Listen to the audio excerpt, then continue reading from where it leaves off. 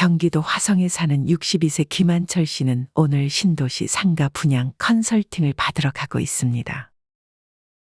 김 씨는 최근에 신도시 상가 투자를 하기로 마음먹었습니다.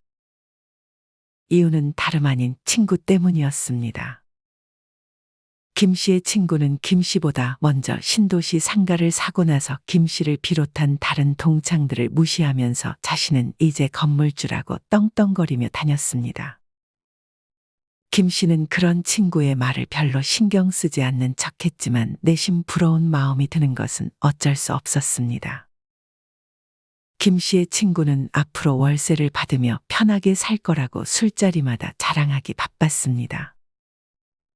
그리고 이 친구는 김 씨를 비롯한 다른 친구들에게도 상가 투자를 권유했습니다. 김 씨는 그렇게 관심도 없었던 상가 투자를 한번 해볼까 하는 마음이 커져 컨설팅을 받으러 갔던 것이었습니다. 김 씨는 이후 어느 한 건물 안으로 들어가 컨설팅을 받기로 한 3층으로 향했습니다. 김 씨가 문을 열자 안에 있는 직원이 김 씨를 격하게 반겼습니다. 어제 전화 주신 분 맞으시죠? 네. 여기 잠시만 앉아 계세요. 김 씨가 들어간 이 사무실은 왠지 모르게 드나드는 사람도 없고 휑한 것 같았습니다. 한 명밖에 없던 직원은 마치 김 씨를 무조건 계약시켜야겠다는 생각으로 비장한 표정을 지었습니다.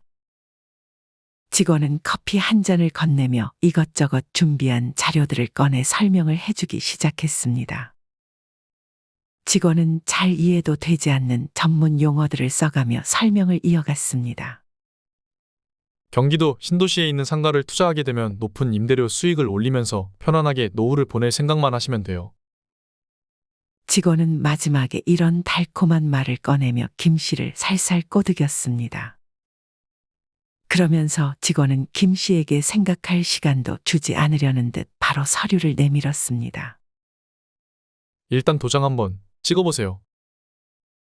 김 씨는 아직 상가 투자에 대해 많이 공부를 하지는 않았지만 그래도 상가 투자를 하려는 마음이 있었기 때문에 준비했던 도장을 꺼냈습니다.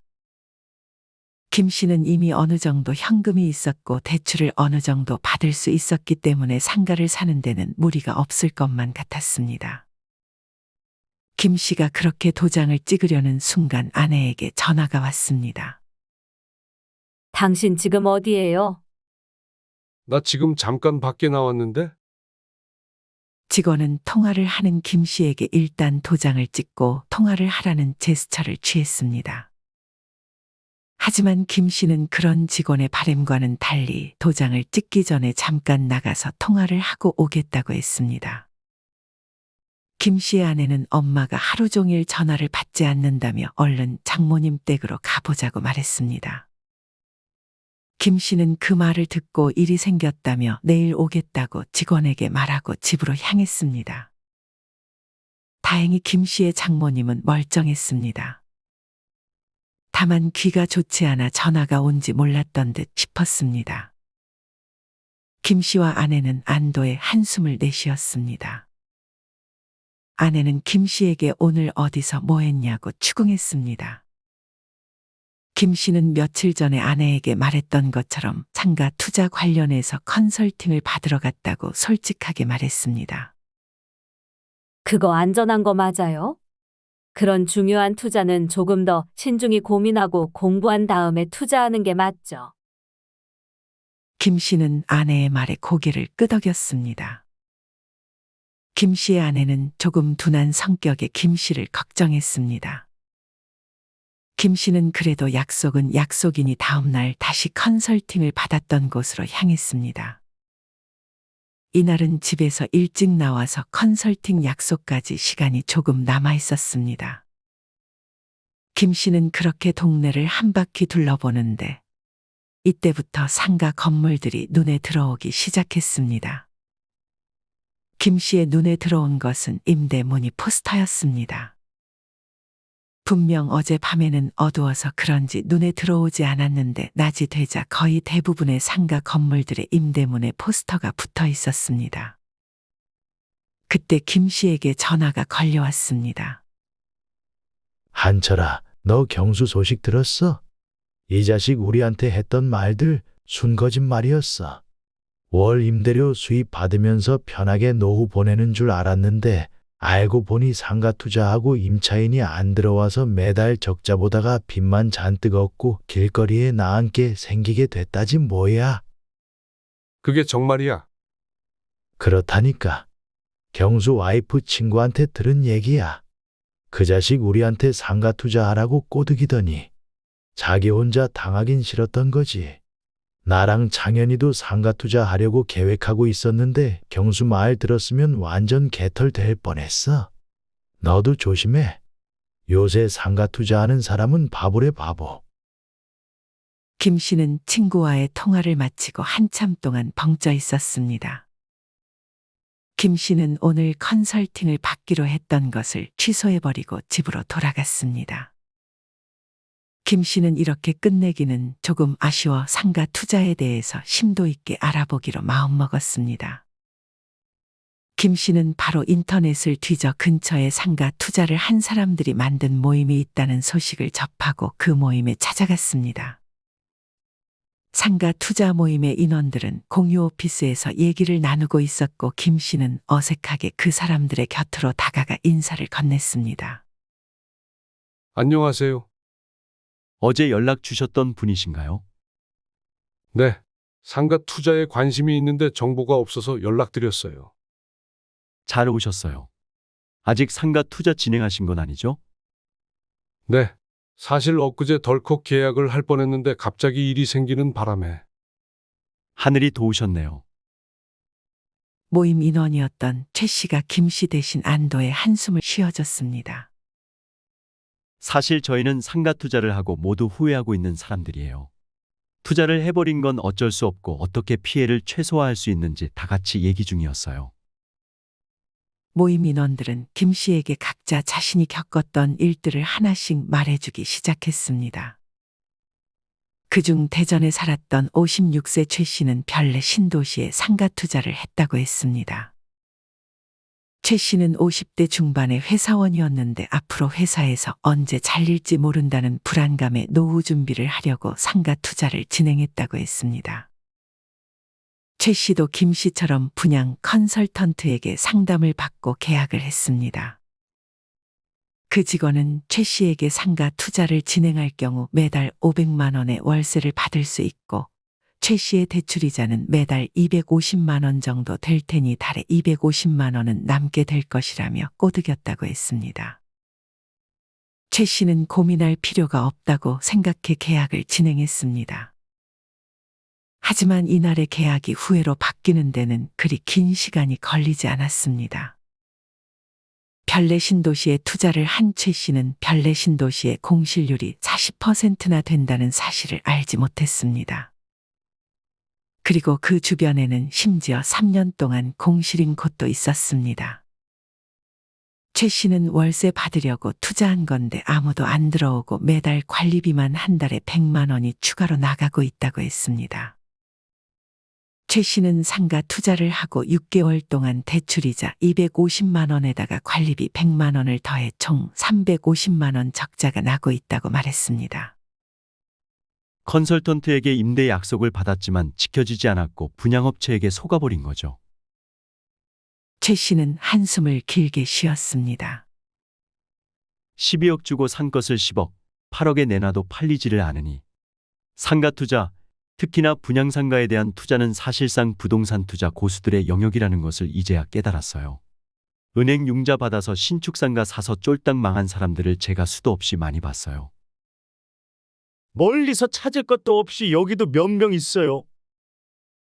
최 씨의 얘기를 듣고 있던 장 씨가 말을 이어갔습니다. 저는 최소 6%의 수익률을 기대하고 상가 투자를 진행했는데 현실은 2%도 안 나오는 것 같아요. 김 씨는 빠르게 머릿속으로 계산기를 굴렸습니다. 만약 10억 상가에 투자했는데 2%면 1년에 2천만 원이고 한 달에 160만 원 가량 된다는 계산이 나왔습니다. 하지만 만약 대출이자가 한 달에 160만 원 이상 나오면 이분도 최 씨와 마찬가지로 적자가 나고 있을 상황이었습니다. 다행히 장 씨는 임대를 주고 있는 상태이긴 했습니다. 하지만 문제는 월세를 받고도 대출이자를 감당 못해 적자를 피하지 못하고 있다는 점이었습니다. 장 씨의 경우 무려 10억을 대출받아 한 달 이자만 400만 원에 육박했습니다. 그에 반해 월세 수입은 250만 원을 받고 있어 매달 150만 원의 적자가 나고 있는 상황이었습니다. 하지만 장 씨의 상가에 들어온 가게는 장사가 잘 되지 않아 언제 폐업을 하게 될지 몰라 불안에 떨고 있는 상황이었습니다.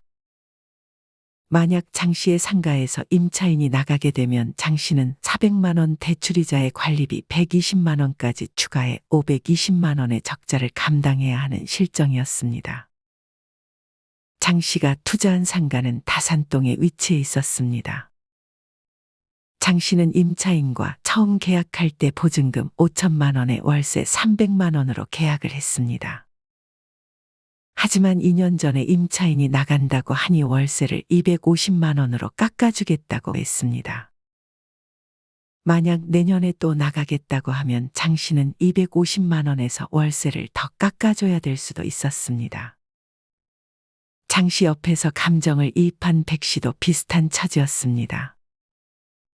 백 씨의 경우 은퇴 자금까지 끌어모아 10억 상가를 대출 6억을 받아 투자했습니다.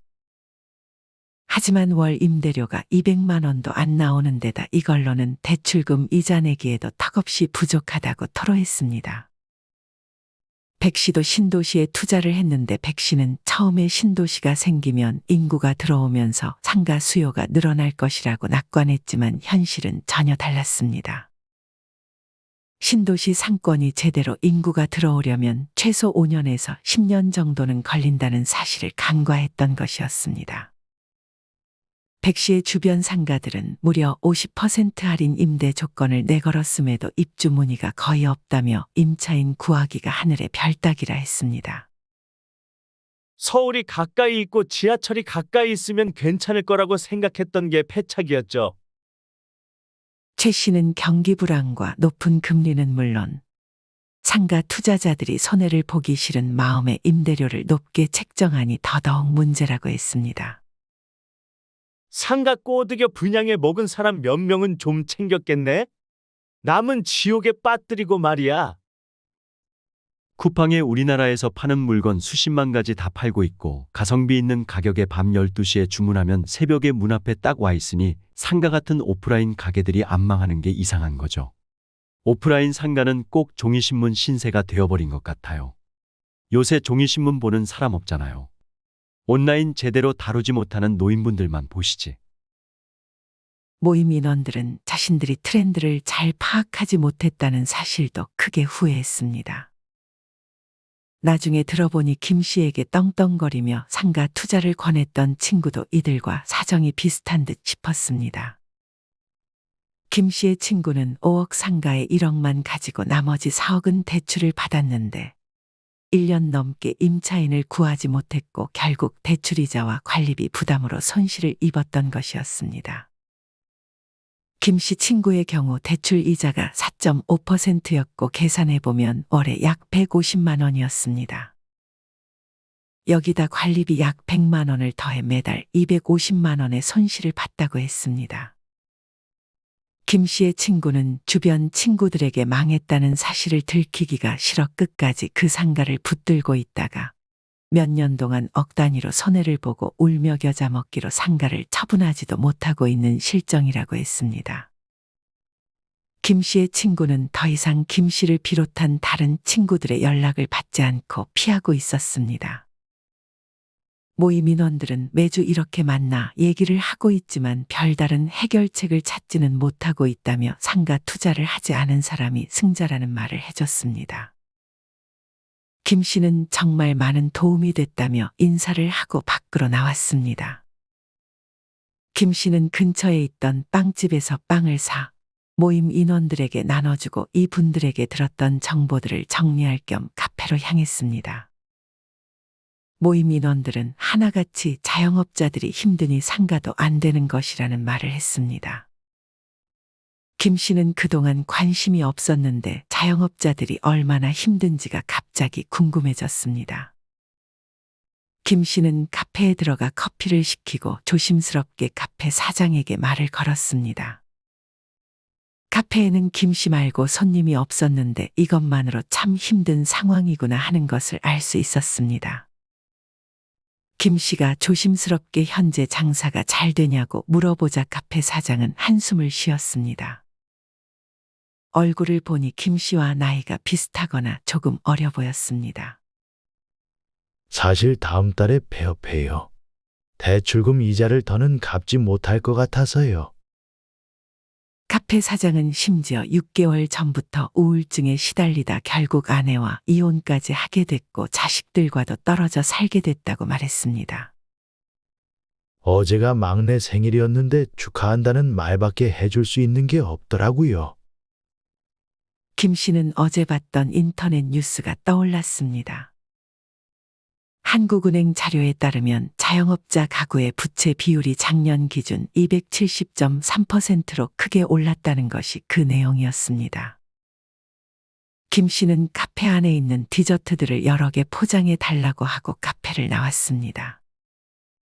김 씨는 그렇게 다시 거리로 나왔습니다.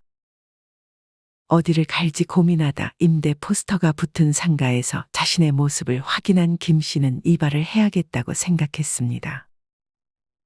김 씨는 근처에 미용실이 있나 찾았습니다.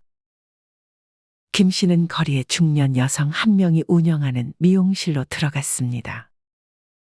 미용실 원장은 입마 눕고 있는 채 김 씨에게 인사를 건넸습니다. 김 씨는 아무도 없는 텅 빈 의자에 앉아 대기하고 있었습니다. 침묵 속에서 미용실 원장이 머리카락을 다듬어주기 시작했습니다. 김 씨는 조심스레 카페 사장에게 했던 질문을 미용실 원장에게도 했습니다. 장사가 잘 되시나요? 미용실 원장은 한숨으로 답을 대신했습니다. 들어보니 미용실 원장은 30년 경력의 미용사였습니다. 하지만 이분도 올해 20년간 운영해온 미용실 문을 닫을 것이라고 했습니다. 임대료는 계속 오르는데 손님들은 줄어들어 계속 붙들고 있을 수가 없어요. 이제 한계라서 장사 접고 편의점 알바하기로 했어요. 다행히 지인이 소개시켜줘서 운 좋게 들어갈 수 있게 됐지 뭐예요. 조금 쉬다 다니라는 김 씨의 말에 미용실 원장은 생계를 위해 쉴 수가 없다고 답했습니다. 장사가 잘 될 때야 손님들이랑 대화하면서 너무 행복했는데 이제는 안녕하세요, 감사합니다 라는 말밖에 입에서 안 나오네요. 근데 다들 저랑 상황이 비슷한가 봐요. 지난해에 폐업한 자영업자 수가 무려 98만 명이 넘는다지 뭐예요. 김 씨는 그런 자영업자들이 참으로 안쓰러웠습니다. 김 씨는 카페에서 사온 디저트를 미용실 원장에게 건넸습니다. 미용실 원장은 디저트를 즐겨 먹는지 그제서야 웃음을 보이며 김 씨에게 고맙다는 말을 꺼냈습니다. 그렇게 이발을 하고 김 씨는 다시 거리로 나왔습니다. 어느새 밥을 먹을 시간이 돼서 식당을 찾고 있었습니다. 김 씨는 근처에 있는 한 식당에 들어갔습니다. 저녁 시간임에도 불구하고 사람이 김 씨를 포함해 2사람밖에 없었습니다. 김 씨는 여기 사정도 비슷할 거라 생각해 이번에는 그냥 침묵을 지켰습니다. 그렇게 혼자 밥을 먹던 김 씨에게 식당 사장이 먼저 다가와 말을 걸었습니다. 가게 사장은 처음에는 인사를 하더니 이내 신세한탄을 하기 시작했습니다. 저는 30년을 충성한 회사에서 퇴직하고 이 식당을 차렸어요. 당연히 퇴직금은 한 번에 받아서 여기 차리는데 보탰고요. 근데 현재 빚만 1억 가까이 되네요. 평생 모은 적금이랑 퇴직금 4억으로 시작했는데 3년도 안 돼 다 잃었어요. 이제는 빚 없는 사람들이 부러울 지경이에요. 식당 사장의 나이는 59세였습니다. 식당 사장은 은퇴를 하고 집에서 쉬기만 하는 삶을 살기는 싫어 창업을 결정했다고 했습니다. 하지만 높은 금리의 대출과 임대료, 무엇보다 시장 조사를 제대로 하지 않았고 경험도 부족했습니다. 매달 적자를 대출로 돌려막다 보니 빚이 쌓였다며 자기 가게에 자주 와달라고 김 씨에게 부탁했습니다. 식당 사장은 폐업을 고민하면서도 다시 일을 다니긴 해야 할 텐데 이 나이에 자기를 받아줄 때가 거의 없을 것 같아 폐업마저도 쉽게 결정하지 못하고 있다고 했습니다. 식당 사장은 월 100만 원도 못 버는 건 문제가 아니라며 가족까지 전부 끌어들여서 차린 가게였는데 이 가게가 망하면 전부 다 같이 망하게 되는 게 문제라고 했습니다. 가족은 또 안 도와줄 수도 없고 그렇게 남편과 아버지를 원망하는 것 말고는 할 게 없었습니다. 김 씨가 식당 사장과 대화를 나누던 중에 옆에 있던 가게 주인이 놀러 왔습니다. 옆 가게 주인은 47세로 분식점을 운영 중이었습니다. 옆 가게 주인은 자연스럽게 신세한탄에 합류했습니다. 옆 가게 주인은 최근 5개월간 힘든 하루하루를 보내고 있었습니다. 코로나 이후에 매장 손님은 줄어들고 배달이 늘어났는데 배달앱 수수료랑 광고비가 너무 비싸서 손해보고 있는 상황이에요. 옆 가게 주인은 배달앱 수수료가 무려 주문 금액의 10에서 15%에 달하고 광고비도 월에 50만 원 넘게 쓰고 있다고 했습니다. 하지만 광고를 안 하면 주문이 거의 안 들어와 광고를 하지 않을 수도 없는 노릇이라고 했습니다. 옆 가게 주인의 월 소득은 60만 원 남짓이었습니다. 가게 운영을 잠깐만 하는 것도 아니고 무려 아침 8시부터 밤 11시까지 잠자는 시간 빼고는 다 가게에 투자하고 있는 상황이었습니다. 하지만 이렇게 열심히 살고도 눈앞에 놓인 선택지는 이제 폐업밖에 없었습니다. 스트레스 때문에 폐업을 하고 싶어도 막상 대출금을 갚으려면 폐업도 쉬운 선택지는 아니었습니다. 옆 가게 주인은 8천만 원을 은행에 갚아야 한다고 말했습니다.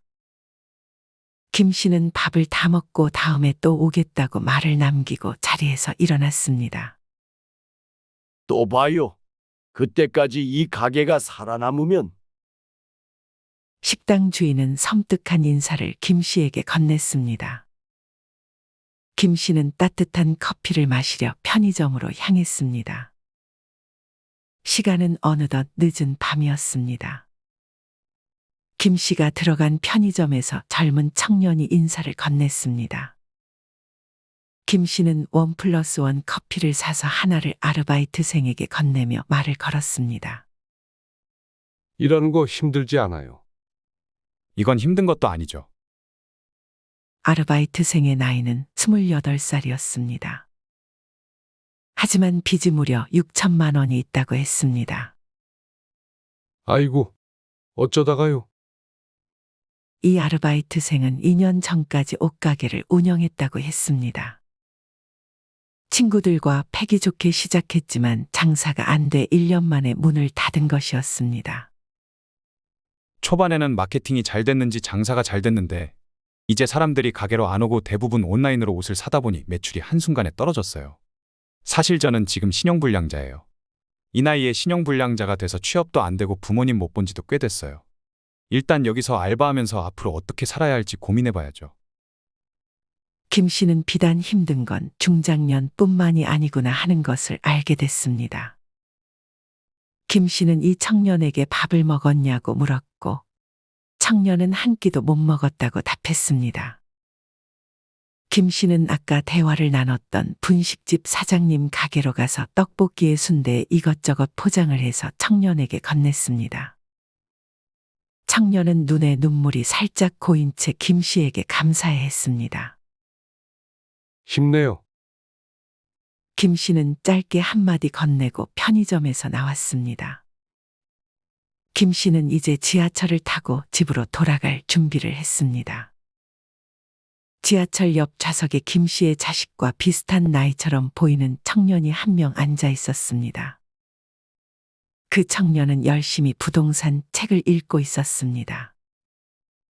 김 씨는 자기도 모르게 이 청년에게도 말을 걸었습니다.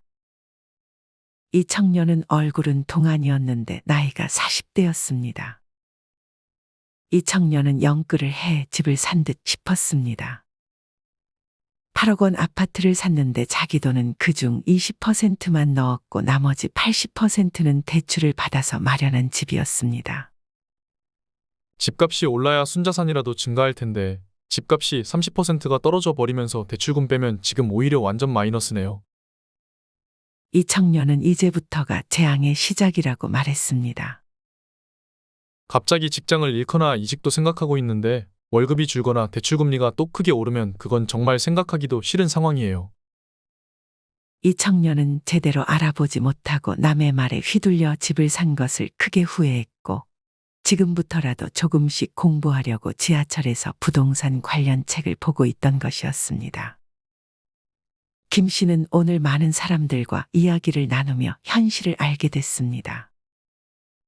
꽤나 씁쓸한 현실이었습니다. 김 씨는 오늘 만난 사람들이 한결같이 말했던 것처럼 빚만 없는 것도 성공한 인생이라는 말이 크게 와닿았습니다. 김 씨는 상가 투자를 잘못하면 원금 날아가는 것은 기본에 대출금과 상가 관리비가 누적되면 끝내 파산에 이르는 무서운 늪에 빠지게 될 수도 있고 경매 전문가라며 유튜브에서 많은 조회수를 올렸다가 지금은 채널을 접은 유튜브들을 보며 상가 투자는 절대 하지 않겠다고 다시 한번 다짐했습니다.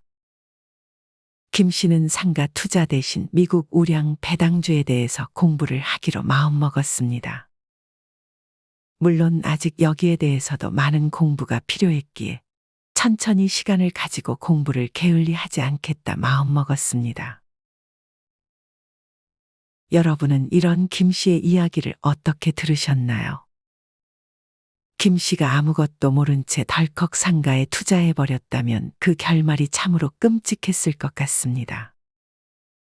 노후를 편하게 지내보려 상가나 꼬마 빌딩에 잘못 투자한 분들이 지금 많은 고생을 하고 있는 것 같습니다.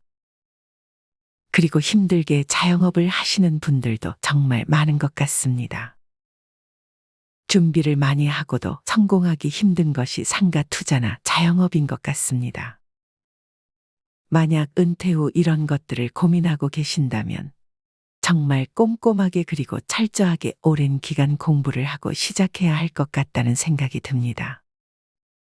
그리고 내가 아는 선택지 말고 다른 선택지가 없는지도 꼭 찾아보시고 더욱 안전하게 노후의 목숨보다 소중한 돈을 잘 지켜내셨으면 좋겠습니다. 이상으로 오늘의 영상을 마치겠습니다. 우리 모든 구독자분들의 행복한 여생을 응원합니다. 다음에 더 좋은 내용으로 찾아뵙겠습니다. 감사합니다.